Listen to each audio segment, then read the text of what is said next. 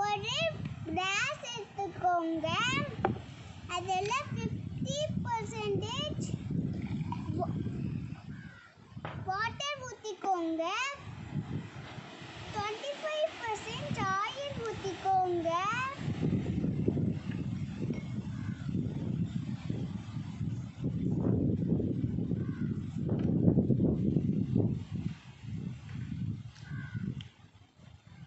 அப்புறம் ரெண்டையும் மிக்ஸ் பண்ணுங்க.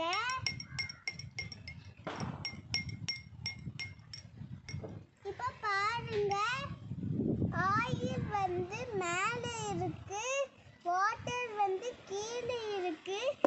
எதனால அப்படின்னா வாட்டரோட டென்சிட்டி அதிகம், ஆயிலோட டென்சிட்டி கம்மி.